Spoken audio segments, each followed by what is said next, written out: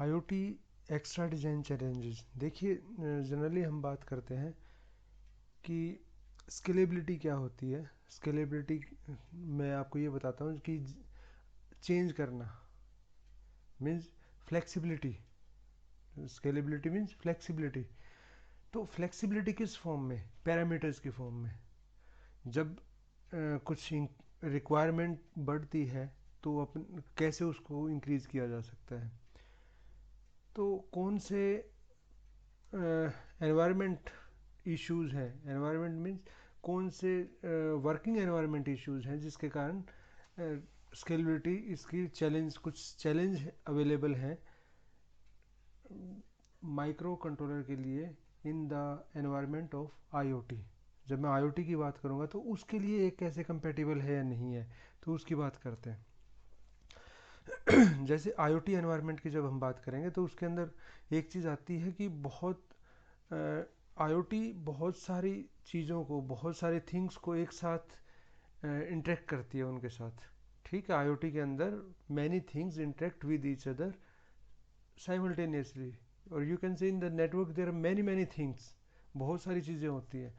तो इसका मतलब क्या है कि नेटवर्क साइज बहुत बड़ा होगा उसके अंदर। तो इट मीन्स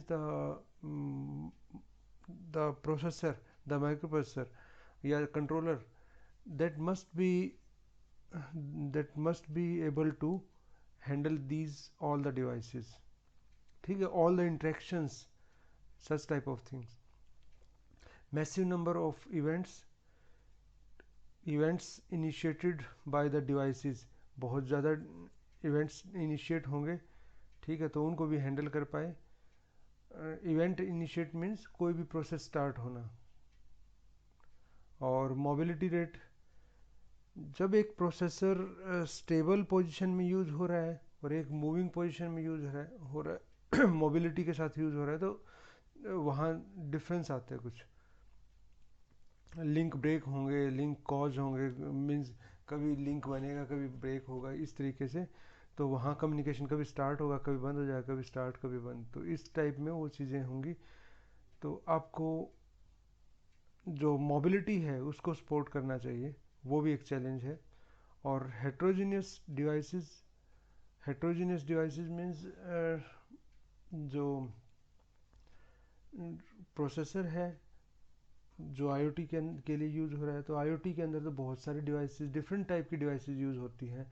तो डिफरेंट टाइप ऑफ डिवाइसेस के साथ उसको इंटरेक्ट करना होता है। तो हार्ड वो कुछ इस तरीके से होना चाहिए कि वैरायटी ऑफ हार्डवेयर को सपोर्ट कर सके। ठीक है, अभी तो जैसे वो एक डिवाइस के लिए यूज़ हो रहा है, फिर सेकंड डिवाइस के लिए यूज़ होगा, फिर किसी डिवाइस के लिए यूज़ होगा। तो that may be use in the variety of devices, variety of technologies. तो इस तरीके से स्पॉन्टेनियस इंटरेक्शन मीन्स इसका मतलब ये होता है कि जैसे अभी कोई चीज़ मोबिलिटी के अंदर है, अभी उसके पास सिग्नल नहीं है, जैसे ही सिग्नल आएगा, इस सिग्नल क्या होगा, इमीडिएटली आएगा सिग्नल, और इमीडिएटली लूज भी कर सकता है। तो सिग्नल आएगा, सिग्नल आते ही क्या है, इंटरेक्शन स्टार्ट हो जाएगा, मीन्स प्रोसेस स्टार्ट हो जाएगा सिग्नल आते ही। तो स्पॉन्टेनिटी का मतलब ये है कि जब भी सिग्नल आएगा तभी एकदम इमीडिएटली स्टार्ट हो जाएगा। तो सडन इंटरेक्शंस होती हैं इसके अंदर। ठीक है, तो ये स्पॉन्टेनिटी है।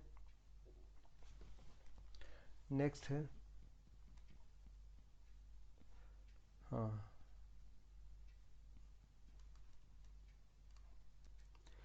ये आईओटी का जेनरिक मॉडल है, जेनरिक आर्किटेक्चर है। इसके अंदर देखिए यहाँ सेंसर और एक्चुएटर शो किए गए हैं। मीन्स ये स्टार्टिंग फेज है जहाँ ऑब्जेक्ट के अंदर जो सेंसर लगे हैं वो एनवायरनमेंट पैरामीटर्स को रीड को सेंस करता है। ठीक है, ये वो सिस्टम है जो कंप्यूटर के अंदर जो सिस्टम है आपका, डाटा एक्विजिशन का काम यही होता है, डाटा प्रोसेस का काम यही होता है। जब भी कोई एक डिवाइस है उसका अपना एक एपीआई होगा, उस एपीआई के थ्रू ये नेटवर्क के अंदर अपना आइडेंटिफिकेशन देगा। तो ये एपीआई से रिलेटेड है।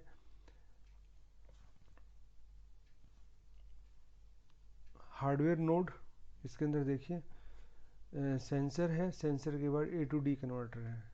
ये काफ़ी हम इसके बारे में बात पहले भी कर चुके हैं। सेंसर है, IOD A to D converter है, और उसके बाद ये है इंटरेक्ट करेगा पावर यूनिट के साथ। और यहाँ क्या है, पावर यूनिट के साथ कनेक्ट रहेगा। साथ में क्या है, इस साइड क्या है कि ये इंटरेक्शन किसके साथ करेगा, रैम, फ्लैश और मेमोरी। मीन्स कोई टाइप की मेमोरी है वो मेमोरी रहेगी और कंट्रोलर रहेगा। मीन्स यू कैन से this is a micro computer, एक माइक्रो कंप्यूटर है जिसके साथ ये इंटरेक्ट करेगा। यहाँ से जो डाटा लिया है उसको डिजिटल में कन्वर्ट करके कंप्यूटर के अंदर दे देगा, और कंप्यूटर के बाद वो क्या होगा, that will be send for the transmission section for the transmitting. ठीक है, ये पावर यूनिट के साथ तीनों का कनेक्शन है। लेकिन मेन ये एक बार भूल जाओ, ये देखिए यहाँ सेंसर ने डाटा सेंस किया, उसको डिजिटल में कन्वर्ट कर दिया, उसको माइक्रो कंप्यूटर के पास भेज दिया, कंप्यूटर और माइक्रो कंप्यूटर कुछ भी, और उसके बाद क्या है, उसको प्रोसेस करने के बाद प्रॉपर जो रिक्वायर्ड फॉर्म में है, तो उसके बाद उसको ट्रांसमिशन के लिए रेडियो सेक्शन में भेज दिया। ठीक है, this is the basic hardware. Controller क्या है, उसके अंदर क्या पैरामीटर होते हैं जो उसको अफेक्ट करते हैं। तो 4 इंपॉर्टेंट जो फैक्टर हैं कंट्रोलर के, वो ये हैं। नंबर ऑफ़ ट्रांजिस्टर, एक कंट्रोलर के अंदर कितने नंबर ऑफ़ ट्रांजिस्टर हैं, आपको पता होगा। जो आईसी है, आईसी के अंदर ट्रांजिस्टर होते हैं, आईसी के अंदर ट्रांजिस्टर फैब्रिकेट होते हैं, that may be MOSFET, that may be fat. ठीक है, तो मॉसफेट टेक्नोलॉजी लेटेस्ट चल रही है जो। तो साइज़, कोस्ट और पावर, ट्रांजिस्टर कितने ज़्यादा होंगे तो उससे एक तो साइज़ के ऊपर इफेक्ट आएगा, एक कोस्ट के ऊपर, एक पावर के ऊपर। ट्रांजिस्टर बहुत ज़्यादा होंगे तो साइज़ इंक्रीज़ हो जाएगा, कोस्ट भी इंक्रीज़ हो जाएगी और पावर कंजम्पशन भी इंक्रीज़ हो जाएगा। नंबर ऑफ क्लॉक साइकिल्स, इससे पावर कंजम्पशन में चेंज आएगा। टाइम टू मार्केट में आने में कितना टाइम लगता है, मीन्स उसके रिसर्च में कितना टाइम लगा, उसके प्रोटोटाइप बनाने के बाद फाइनल प्रोडक्शन में कितना टाइम लगा, उसके बाद उसके ऊपर ये चीज़ें डिपेंड करती हैं। कॉस्ट और एक्सेप्टेंस, मीन्स मार्केट में तब आया जब जो टेक्नोलॉजी ऑब्सलीट होने वाली थी, ऑलरेडी ट्रेंड में आ चुकी थी। ठीक है, तो वो एक्सेप्टेंस, एक दो कंपनी कंपटीशन में है, एक कंपनी पहले ले आई प्रोडक्ट, एक बाद में लाती है, तो एक्सेप्टेंस नहीं होगी उसकी। ये पॉसिबिलिटी है कि उसकी एक्सेप्टेंस ना हो। Non recurring engineering cost, NRE, NRE में कॉस्ट के ऊपर डिफरेंट इफेक्ट पड़ेगा, और एक्सेप्टेंस, ठीक है, यहाँ भी इसका इफेक्ट है। और आइडियल क्या है, minimise all the factors at the same time. Ideal condition क्या है कि इन सब को कम से कम करना है, मिनिमम करना है। लेकिन मैं पहले भी बता चुका हूँ कि आइडियल कंडीशंस अचीव करनी ऑलमोस्ट इम्पॉसिबल होती हैं, तो तभी उनको आइडियल बोल रहे हैं।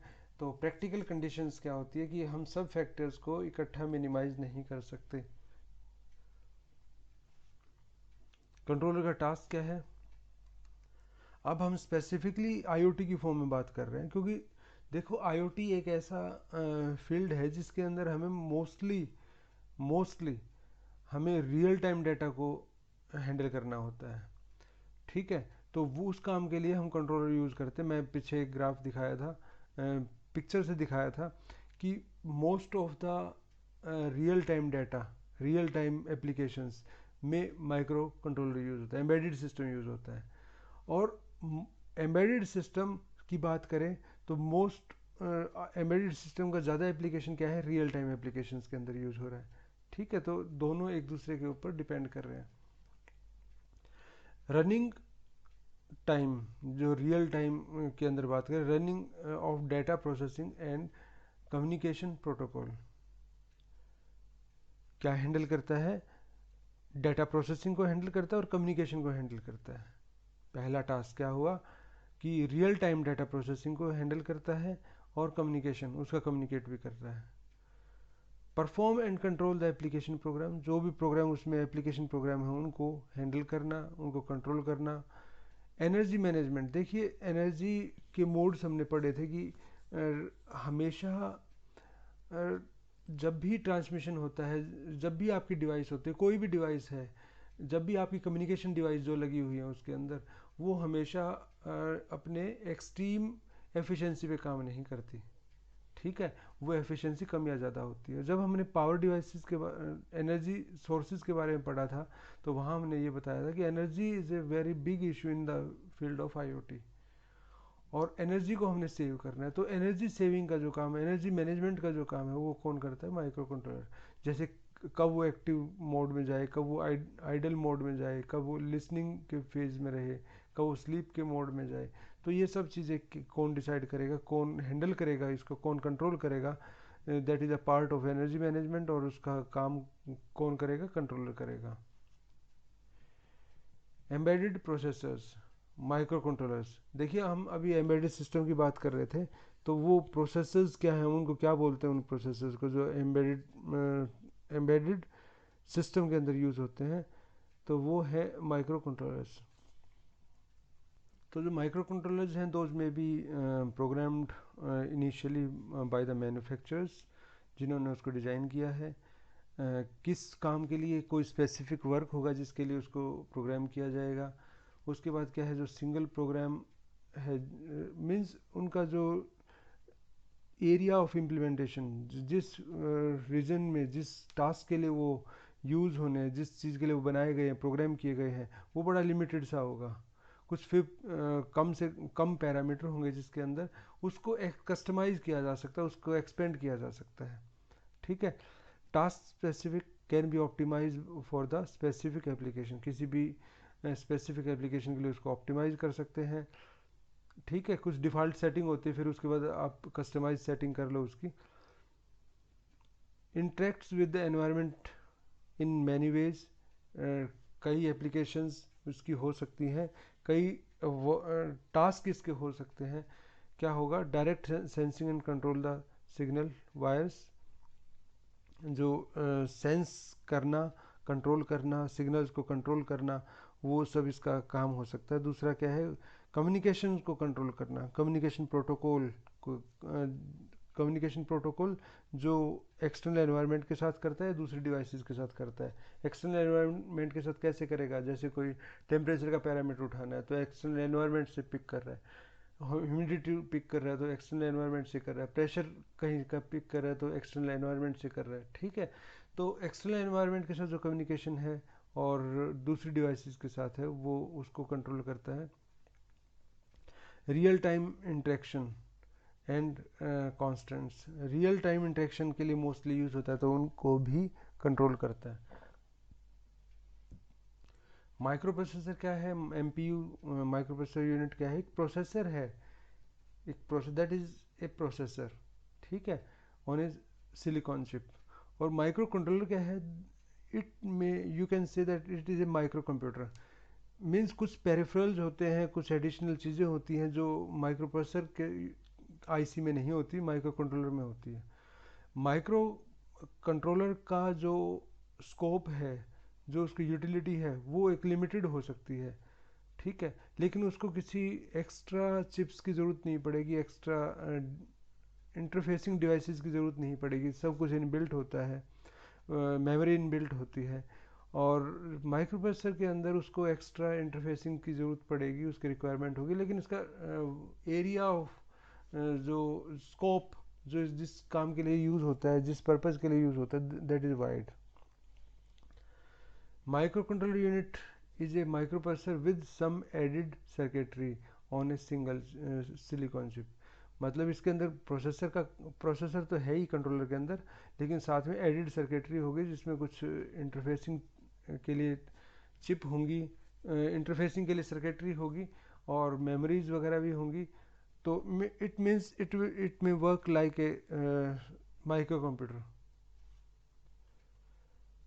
सिंगल चिप माइक्रो कंट्रोलर के अंदर क्या क्या होता है? जनरल पर्पस माइक्रो प्रोसेसर होता है एक, RAM, ROM, input output port, timer, serial communication port, ये सब चीज़ें उसके अंदर होती हैं। So that you can say that it is full fledged computer. लेकिन माइक्रो कंप्यूटर है, उसका जो कैलकुलेशन पावर है या प्रोसेसिंग पावर है, that is not as much as big computer. लेकिन ठीक है, ये उसके टास्क बेस पे देखें तो सब वर्क कर सकता है। CPU ये यहाँ सिंगल चिप के ऊपर हमने दिखा रखे हैं, ये मॉडल के बेस पे ये सिंगल चिप के अंदर डायग्राम दिखा दिया कि इस तरीके से होता है। जनरल पर्पज आर्किटेक्चर क्या है? CPU है, मेमोरी है, dual port video RAM display, display is based on the RAM, ठीक है। Output input output ports, IO ports जिसको बोलते हैं, सीरियल लाइन, कीबोर्ड और माउस वगैरह ये सब चीज़ कनेक्टेड रहेंगी। डिस्क है, डिस्क मीन्स मेमोरी, इसके अंदर हम किस चीज़ की बात कर रहे हैं, मीन्स कोई भी आप आउटर कोई मेमोरी वगैरह यूज़ करते हैं तो उससे कैसे इंटरेक्ट करता है। और उसके बाद क्या है कि नेटवर्क इंटरफेस, नेटवर्क के साथ इसका कम्युनिकेशन कैसे होता है। Typical task specific architecture, task के बेस पे इसका आर्किटेक्चर दिखाएं तो आईओ का, आईओ डिवाइसेस, आईओ इंटरफेस का है कि जो आउटपुट या इनपुट डिवाइसेस है, मीन्स आउटसाइड वर्ल्ड से कैसे इंटरेक्ट करता है, आउटसाइड वर्ल्ड के साथ इंटरेक्शन पहली चीज़, दूसरा है प्रोसेसिंग, और थर्ड है कस्टम लॉजिक, ठीक है। Any of the parts around the micro controller are optional, और जो चीज़ें आप लगा सकते हो वो ऑप्शनल हैं इसमें, लेकिन these are the basic things. MCU के टाइप्स क्या होते हैं? MCU बिट्स के बेस के ऊपर 8 बिट, 16 बिट, 32 बिट एट्सेट्रा, और इंस्ट्रक्शन सेट आर्किटेक्चर के ऊपर बेस्ड, इस तरीके से इसका हम टाइप्स बता सकते हैं, डिफरेंट टाइप के होते हैं।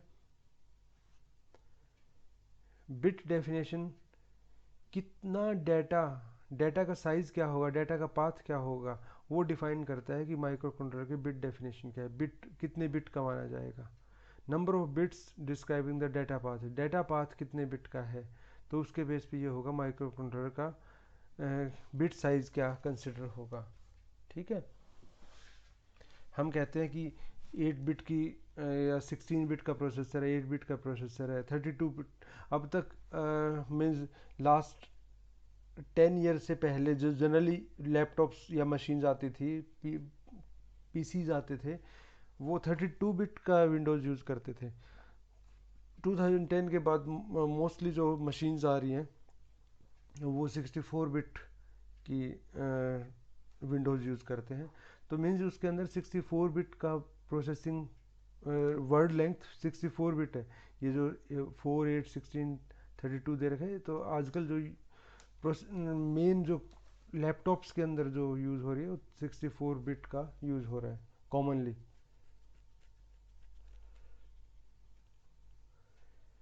इंस्ट्रक्शन सेट आर्किटेक्चर क्या है?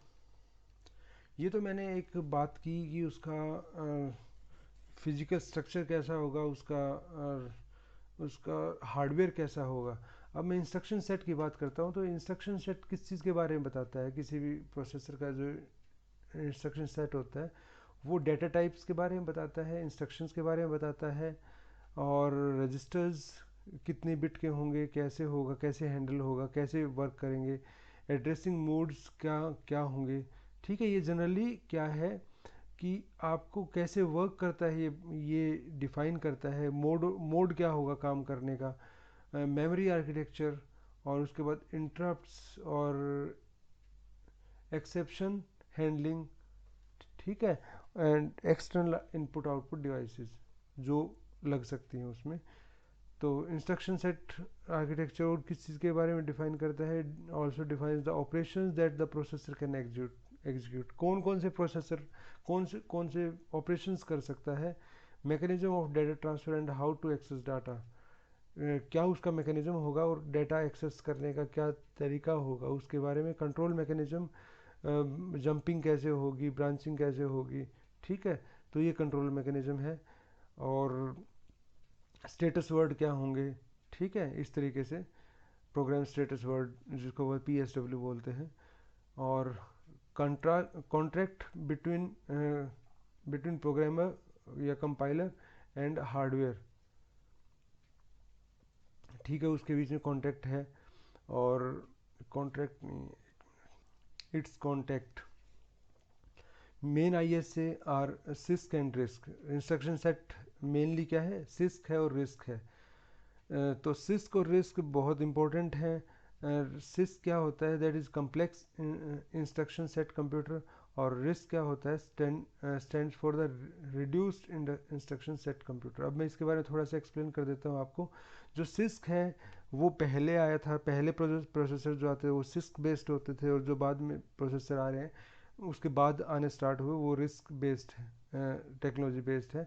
तो रिस्क के अंदर क्या है, सिस्क के अंदर क्या है, सिस्क के अंदर इस चीज़ के ऊपर ध्यान दिया जाता है कि जो आप इंस्ट्रक्शंस जो लिख रहे हैं उनका उनका प्रोग्राम का साइज़ तो मिनिमम हो, ठीक है, और किस चीज़ को सेक्रीफाइस किया जाता है उसका जो साइकिल्स हैं, साइकिल्स रिक्वायरमेंट के लिए, उसके एग्जीक्यूशन के लिए वो ज़्यादा हो सकते हैं. मीन्स क्या होगा, size of the program will be less, short size कम होगा प्रोग्राम का. मीन्स एक इंस्ट्रक्शन कम्प्लेक्स होगी, कम्प्लेक्स इंस्ट्रक्शंस होंगे उसमें. एक इंस्ट्रक्शन यदि आपने दी तो वो हो सकता है 3-4 मशीन साइकिल की हो, ठीक है, और वो काफ़ी कुछ काम कर देगी. तो मीन्स 10 इंस्ट्रक्शन में आप पूरा प्रोग्राम हो सकता है कि पूरा एग्जीक्यूट कर दो, एग्जांपल दे रहा हूँ. लेकिन उसमें हर इंस्ट्रक्शन के अंदर जितना मशीन साइकिल्स होंगे वो ज़्यादा होंगे. रिस्क के अंदर इसका जस्ट अपोजिट है. रिस्क के अंदर इस चीज़ के ऊपर ध्यान दिया जाता है कि हर एक इंस्ट्रक्शन के अंदर मशीन साइकिल कम से कम लगे, ठीक है. तो और इसके ऊपर ध्यान नहीं दिया जाता कि उसकी लेंथ ऑफ द प्रोग्राम क्या होगा. जो प्रोग्राम हमने 10 इंस्ट्रक्शन में लिखा था सिस्क के अंदर, हो सकता है वो यहाँ आपको 40 में लिखना पड़े, 40 इंस्ट्रक्शन में लिखना पड़े. लेकिन हर एक इंस्ट्रक्शन के अंदर जो मशीन साइकिल होंगे वो कम होंगे, ठीक है. दोनों का मोटिव अलग है. जो सिस्क है उसके अंदर इस चीज़ के ऊपर ध्यान दिया जाता है कि साइज़ ऑफ द प्रोग्राम वो छोटा रहे, और रिस्क के अंदर ये इस चीज़ पे ध्यान दिया जाता है कि जो एग्जीक्यूशन है उसका जो साइकिल है वो छोटा हो. सिस्क एम्फेसिस ऑन हार्डवेयर और includes multi clock instruction. Clock instruction कई सारी लगेंगी, और मैंने आपको पहले ही बताया था कि क्लॉक इंस्ट्रक्शंस के ऊपर ध्यान नहीं देगा, वो इसकी चीज़ के ऊपर ध्यान देगा कि लेंथ कितनी हो, has large amount of different and complex instructions. Complex instruction होंगे इसमें. फिलॉसफी क्या है, it is that hardware is always faster than software, therefore we should make a powerful instruction set. इसको इस बेस पे बनाया गया है कि आपने एक इंस्ट्रक्शन ले ली है, यदि आप एक इंस्ट्रक्शन ले रहे हो तो उस इंस्ट्रक्शन को इतना कम्प्लेक्स कर दो, ठीक है, कि आपका हार्डवेयर तो इतना कैपेबल होगा कि वो उसको एग्जीक्यूट कर दे. इसमें ज़्यादा ध्यान इस चीज़ पे दिया गया कि हार्डवेयर को आप स्ट्रॉन्ग बनाना है. हार्डवेयर को मीन्स यदि there is requirement of multiple instruction, यदि मल्टीपल इंस्ट्रक्शन की रिक्वायरमेंट है तो आप मल्टीपल क्लॉक इंस्ट्रक्शन की रिक्वायरमेंट है तो आप अपने सिस्टम को, हार्डवेयर सिस्टम को इतना स्ट्रॉन्ग बना लो कि वो मल्टीपल इंस्ट्रक्शन जो क्लॉक्स हैं, क्लॉक्स की फ्रीक्वेंसी उसके अंदर ज़्यादा जाए, वो मल्टीपल कैलकुलेशंस कर सके. समझ रहे हो, number of instruction per unit time increase कर सको आप उसके अंदर. और वो किसके ऊपर बेस्ड होगा, number of clock instruction per unit time यदि आप इंक्रीज कर रहे हो किसके ऊपर बेस्ड होगा, वो हार्डवेयर के ऊपर बेस्ड होगा. इट मीन्स हार्डवेयर को स्ट्रॉन्ग बनाना है. यदि आपने एक इंस्ट्रक्शन दी है और वो 5 क्लॉक इंस्ट्रक्शंस के अंदर, क्लॉक्स के अंदर उसका कंपाइलेशन होना है, वो एग्जीक्यूट होनी है, तो आप ये करो कि वो 5 क्लॉक्स है ना मिनिमम टाइम में एग्जीक्यूट हो जाए. और वो किसके ऊपर डिपेंड करता है, वो टाइम रिड्यूस करना है. यदि 5 इंस्ट्रक्शन का टाइम रिड्यूस करना है कि कम से कम टाइम में हो जाए, तो क्या करोगे, आपको हार्डवेयर इंप्रूव करना पड़ेगा, ठीक है. Therefore one should make a powerful instruction set. Means instruction set को कम्प्लेक्स रखो, बड़ा रखो. कम्प्लेक्स रखने का मतलब क्या है कि एक इंस्ट्रक्शन बहुत सारे वर्क कर सके, एक इंस्ट्रक्शन काफ़ी वर्क कर सके, ठीक है. इस कम्प्लेक्स का मतलब ये है. कम्प्लेक्स का मतलब ये भी है कि आप एक इंस्ट्रक्शन दे रहे हो और वो कई क्लॉक साइकिल ले रही है.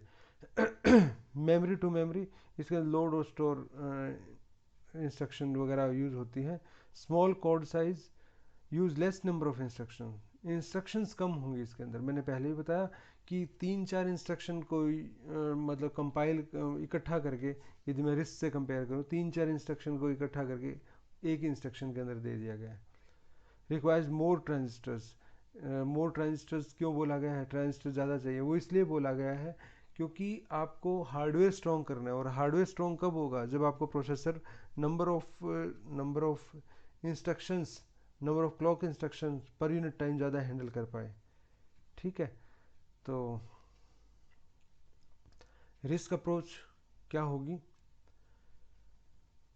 Risk processor only use simple instructions that can be executed with in a clock cycle. Simple instruction use होते हैं जो एक 1 क्लॉक साइकिल के अंदर हो जाए। ये बात की थी मैंने अभी कि कम से कम क्लॉक साइकिल के अंदर वो एग्जीक्यूट होगी। और more lines of code, more RAM is needed. यदि आप ज़्यादा लंबी प्रोग्राम लिख रहे हैं, देर आर मोर इंस्ट्रक्शंस, तो रैम भी ज़्यादा चाहिएगी to store the assembly language instruction. आपको कोड स्टोर करने हैं तो आपको रैम ज़्यादा चाहिए। Compiler must also perform more work. Compiler को भी ज़्यादा काम करना पड़ेगा क्योंकि हर एक इंस्ट्रक्शन को मशीन इंस्ट्रक्शन के अंदर चेंज करना, जो आपने इंस्ट्रक्शन दी है उसको चेंज करना मशीन लैंग्वेज में, तो हर बार उसको इंस्ट्रक्शन को ट्रांसलेट करना पड़ेगा, तो कंपाइलर का काम भी ज़्यादा हो जाएगा। Because each instruction requires only 1 clock cycle to execute, the entire program will execute in approximately the same amount of time as the multi-cycle command। ठीक है, हर एक 1 क्लॉक साइकिल के अंदर एग्जीक्यूट हो रही है, तो ये चीज़ इंपॉर्टेंट है यहाँ। These risk reduced instruction require the less transistors. आपको हार्डवेयर को जब अब ज़्यादा स्ट्रॉन्ग बनाने की ज़रूरत नहीं है। हार्डवेयर आपका एक सिंपल फॉर्म में रह सकता है। तो इसका मीनिंग क्या हुआ कि आपको बहुत स्ट्रॉन्ग प्रोसेसर लेने की ज़रूरत नहीं है, आप उसमें एक लेस नंबर ऑफ ट्रांजिस्टर उसमें रख सकते हैं। Pipelining is possible. पाइपलाइनिंग इसमें हो सकती है। All the instruction execute in the uniform amount of time. Pipelining इसमें हो सकती है। पाइपलाइनिंग क्या होता है कि एक साथ ही आपकी इंस्ट्रक्शन एग्जीक्यूट हो रही है। It is also called load store architecture। Micro controller के फीचर्स क्या हैं? प्रोसेसर की जो स्पीड है वो जनरली हम मेगा हर्ट्ज में नहीं देखते कितने मेगा हर्ट्ज का है, लेकिन प्रोसेसर की स्पीड कहाँ से आती है? मेगा हर्ट्ज तो हम उसका ये number of clocks per unit time बताते हैं एक तरीके से, लेकिन उन क्लॉक्स में वो काम कितना कर पाता है तो वो यहाँ से शो होगा। मिलियंस इंस्ट्रक्शन पर सेकंड, एक सेकंड में कितनी इंस्ट्रक्शंस एग्जीक्यूट हो पाती हैं। सप्लाई वोल्टेज और करंट ये बताता है वो कितनी पावर लेता है, वो रन करने के लिए कितनी डिवाइस को रन करने के लिए कितनी पावर यूज़ कर रहा है। और मल्टीपल मोड्स, किन मोड्स के अंदर वो यूज़ होगा, sleep mode, idle mode, active mode etcetera. There are many modes जिसके अंदर वो यूज़ हो सकता है। माइक्रो कंट्रोलर यूनिट्स के अंदर कॉमन मेमोरी किस टाइप की होती हैं? रैम होती है, EEPROM, फ्लैश मेमोरी, ये चीज़ें होती हैं इसके अंदर। जो रैम है वो वोलेटाइल है, इट मीन्स परमानेंट मेमोरी नहीं है। डाटा जब तक पावर रहेगी तब तक डाटा रहेगा, उसके बाद पावर जाते ही वो लॉस हो जाएगी, मेमोरी लॉस हो जाएगी। Can be written to many times. आप बार बार इसमें राइट कर सकते हैं, read and write many times कर सकते हैं। और जो डाटा है वो टेम्परेरी होगा और चेंजेबल होगा। ठीक है, और most micro controllers have some amount of internal RAM, और जनरली 1 किलोबाइट की रैम होती है। और कॉमन है कि 1 किलोबाइट की मेमोरी होती है। ठीक है, EEPROM क्या है? Electrically erasable programmable read only memory. देखिए दो टाइप से इरेजेबल होता है।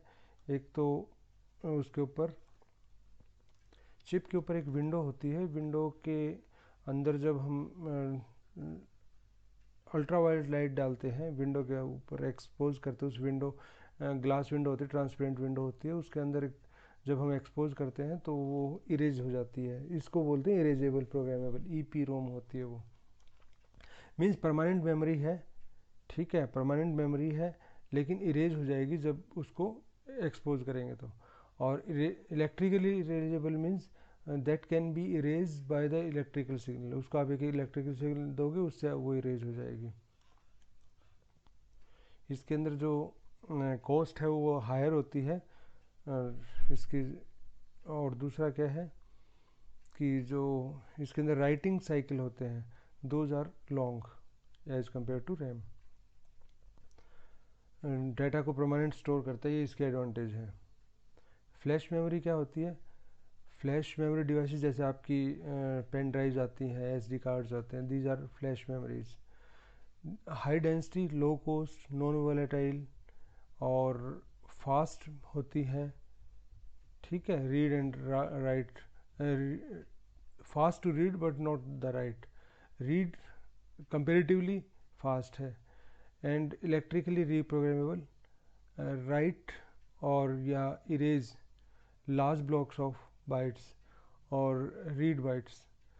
अब इसके अंदर डिफरेंस क्या है ई पी रोम के अंदर और रोम के अंदर?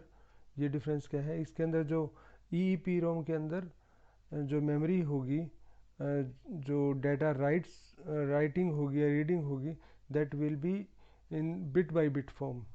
और जबकि फ्लैश मेमोरी के अंदर ये क्या है, ब्लॉक्स की फॉर्म में होता है, ठीक है। राइट करना या उसको इरेज करना वो ब्लॉक्स की फॉर्म में होता है, जो जबकि ई पी रोम के अंदर वो बाइट की फॉर्म में होता है, वन बाई वन बाइट, ठीक है। Flash memory is typically used in MCU for the storing program code को स्टोर करने के लिए यूज होता है। E P ROM is similar to flash memory की तरह ही होता है, लेकिन उसके अंदर क्या है कि बाकी जो डिफरेंस है, एक तो वन बाई वन बाइट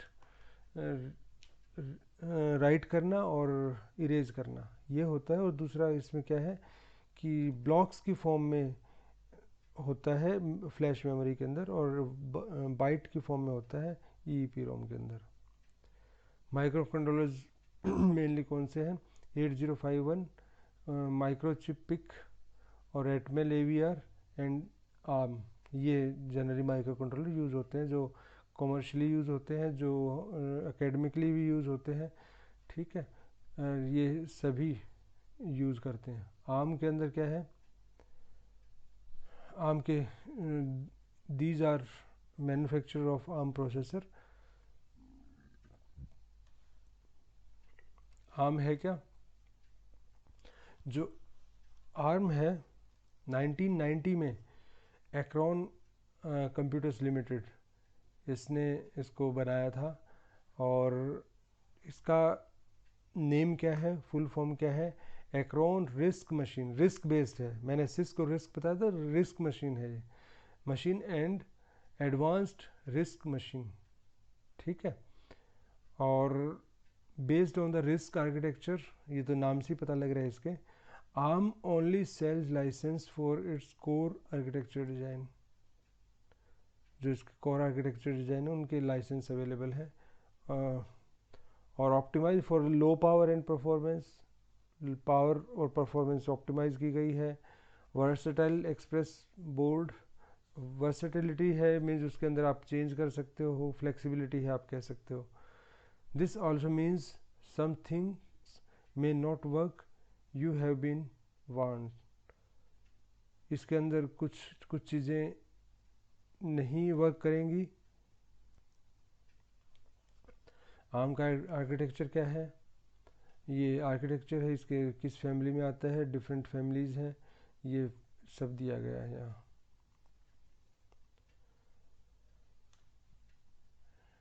अब देखो कैसे इसको हैंडल करना है। इस तरीके से नहीं पकड़ना बोर्ड को, इस तरीके से भी होल्ड नहीं करना, ठीक है। बोर्ड को होल्ड किया जाता है साइड से, ठीक है, होल्ड साइड से करते हैं बोर्ड को, यहाँ से साइड से कर लो या इस साइड से कर लो, बोर्ड को एजिज से हैंडल किया जाता है। एट मेगा 328 माइक्रो कंट्रोलर, ये इसका पिन डायग्राम है। कितनी पिन है? 28 पिन हैं, ठीक है। और ये पिन नंबर दिए हुए हैं पिन नेम दिए हुए, कहाँ क्या चीज़ है। Special function. उसके बाद देखिए माइक्रो कंट्रोलर के पोर्ट्स और पिन्स क्या होती हैं। ये पिन शो की गई हैं, जनरल पर्पज़ आईओ हैं, और इसके अंदर क्या है कि बाई डायरेक्शन होती हैं, ऑफन बाई डायरेक्शन, और ये कोई ज़रूरी नहीं कि सब एडजेसेंट हो, ठीक है, ये कोई एडजेसेंट होना ज़रूरी नहीं है। उसके बाद port pin data directionality. Input mode में कब काम करेगा? जब वो डाटा प्रोसेसर में आना हो। और जो आउटपुट मोड में कब काम करेगा? जब वो वहाँ से रीड करना हो, वो आउटपुट मोड है।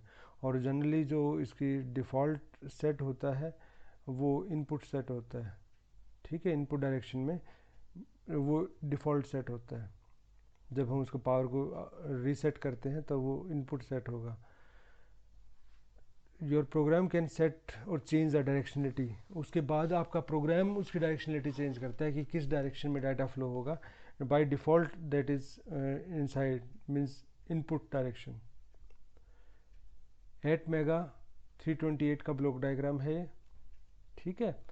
तो ये मैंने आपको कुछ बेसिक बताया, और साथ में ये भी कोरिलेट करने की कोशिश की है कि किस तरीके से इसका आईओटी के साथ रिलेशन है, आईओटी के अंदर क्या कंट्रीब्यूशन है। और माइक्रो कंट्रोलर के ऊपर बहुत बड़ा लेक्चर हम दे सकते हैं, और भी काफ़ी देर हम इसके बारे में बात कर सकते हैं।